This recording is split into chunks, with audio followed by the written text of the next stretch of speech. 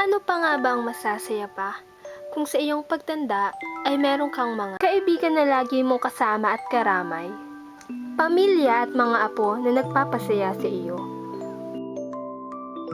at asawang mapagmahal at hindi ka iiwan magpakailanman. Ngunit, paano kung ang lahat ng yan ay mawala at maiwan kang nag-iisa?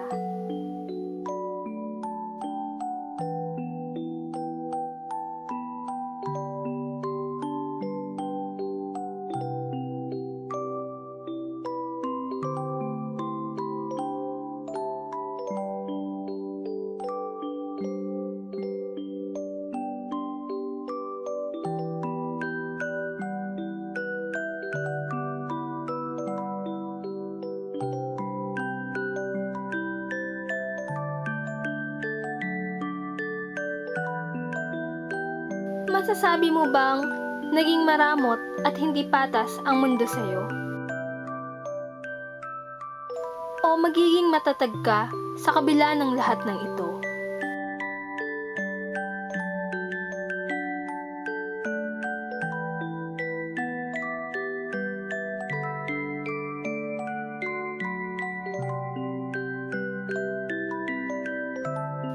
Samahan niyo kaming makipamuhay sa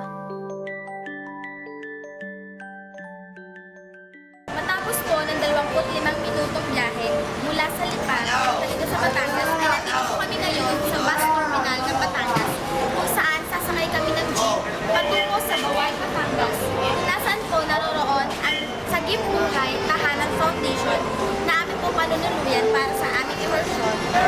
Kaya samahan niyo po kami ngayon sa aming paglalakbay patungo sa Bawal, Batangas. Tara!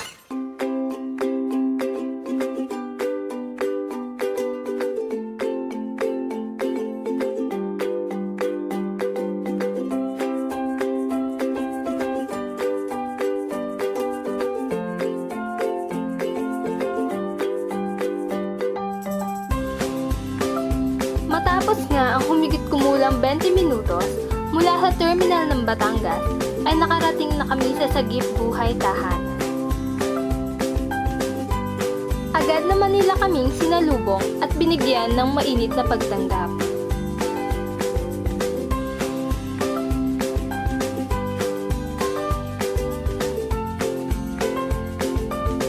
Pagkatapos noon, ay kinausap na kami ni Ma'am Ami para sabihin ang mga patakaran sa Sagip Buhay Tahanan.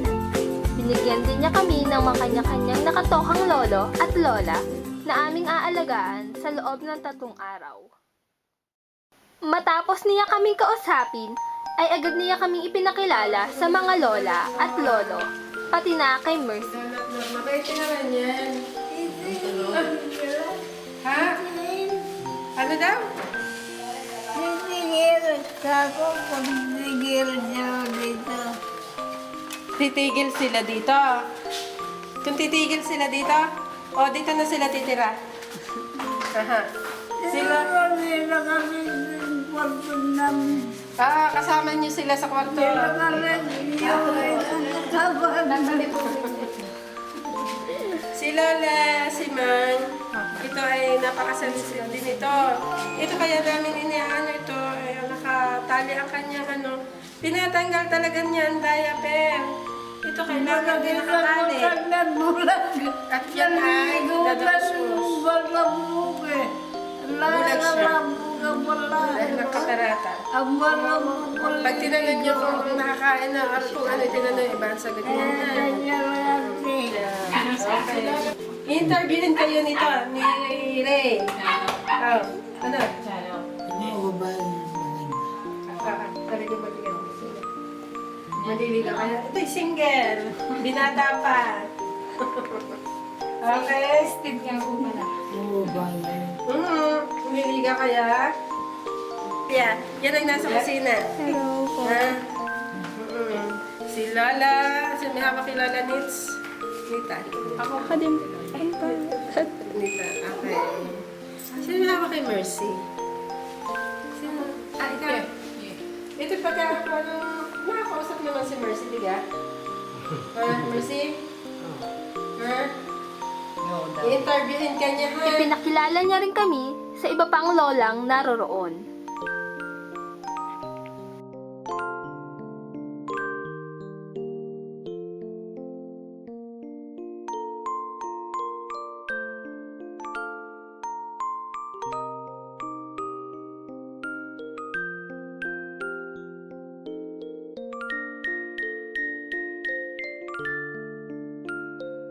Pati na ang sinasabing artista ng tahanan na si Lola Leonila. Matapos kaming ipakilala sa mga lola, ay inilibot naman kami ni Ma'am Ami sa buong bahay. Sinasabing ang sagip buhay tahanan ay itinatag noong taong 2000 ng 5 magkakaibigan.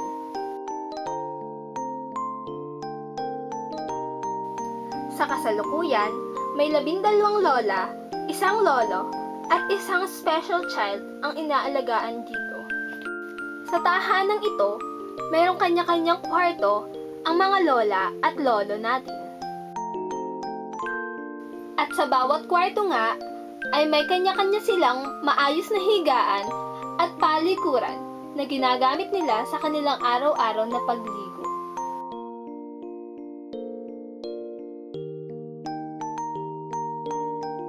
At inilibot pa nga kami ni Ma'am Ami sa iba't ibang bahagi ng bahay. Mayroon din itong ikalawang palapag na hindi pa nagagamit at naaakupa.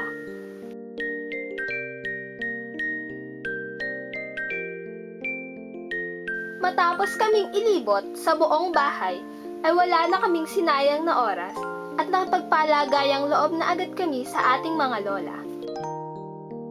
Masaya naman po kayo dito. Masaya po kayo dito. Masaya ako rin. Masaya, ano?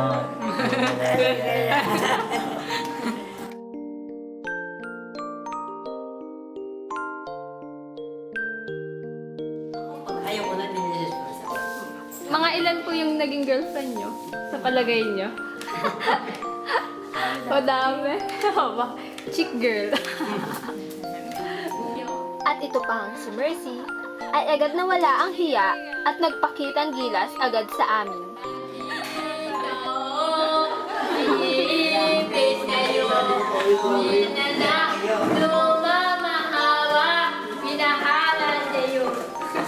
Yay! Sa sarap nga ng aming pakikipagkwentuhan sa ating mga lola, ay hindi na namin namalayang gumagabi na pala.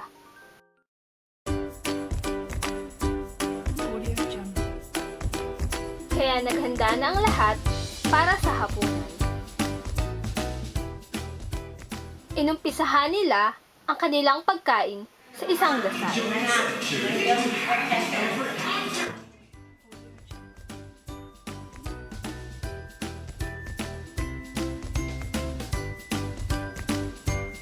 Matapos na kumain, ay naglibang muna ang ating mga lola sa panonood ng telebisyon. At sa pagsapit ng alas 8 ng gabi, ay kailangan na nilang magpahinga.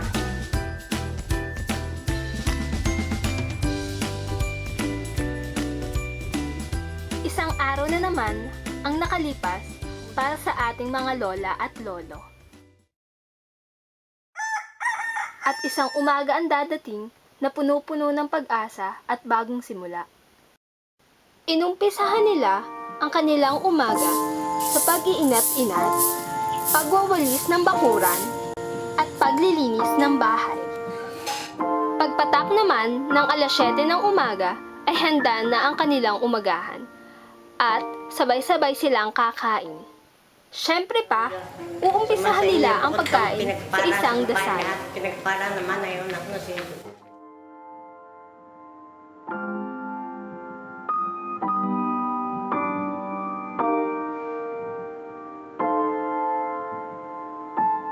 Tuwing sasapit naman ang alas 3 ng hapon, ay nag-rosary sila ng sabay-sabay.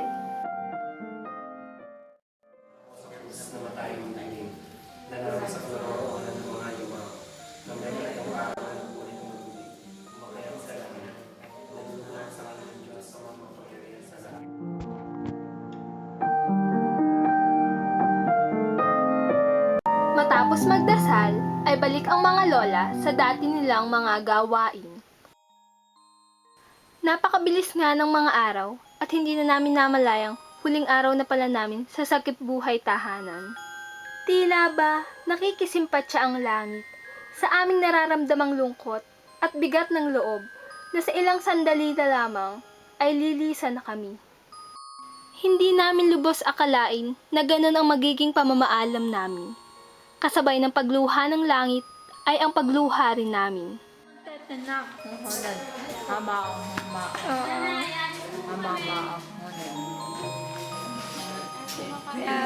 Para sa aming nawalan na ng lola at lolo, ay parang naulit ang sakit sa paglisan ng isang taong naging parte na ng iyong buhay at pagkatao. Bye. Lola, bye-bye po.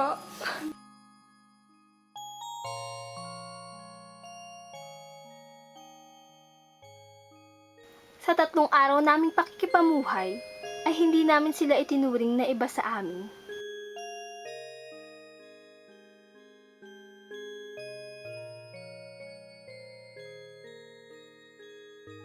Sa bawat ngiti at tawa nila na galing sa kanilang mga labi, ay nagpapahiwatig na hindi dapat tayo mawalan ng pag-asa.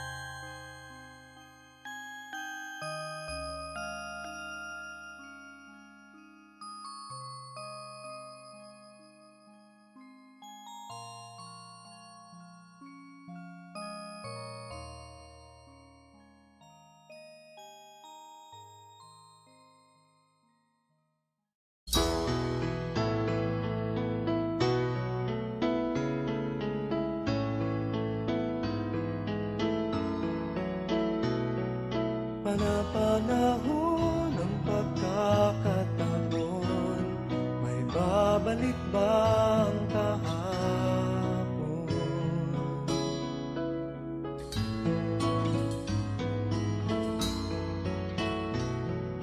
Natatandaan mo pa ba nang tayong dalawa ay unang magkita? Panahon ng kamusmasan sa piling ng mga bulaklak at halaman, doon tayo nagsimula mangarap at tulad.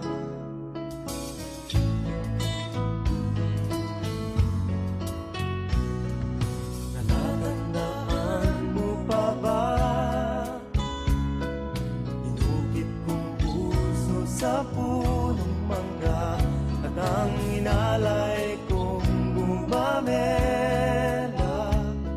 magkahawak kamay sa dalampasigan, malayang tulad ng mga ibon, ang gunita ng ating kahapon.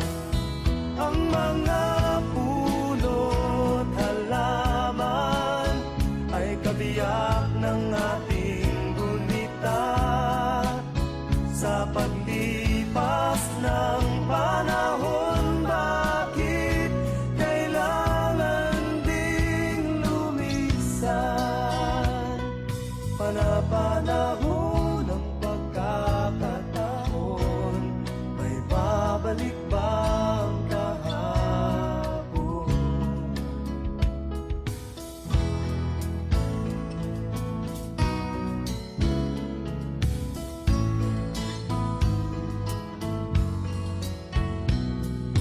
Ngayong ikaw ay nagbalik,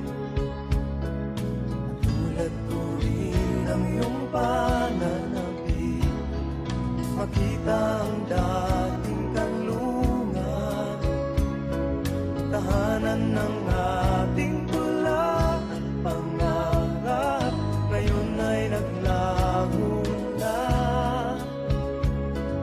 Saan nahanapin pa? Lumilipas ang panahon, ng ating gunitan.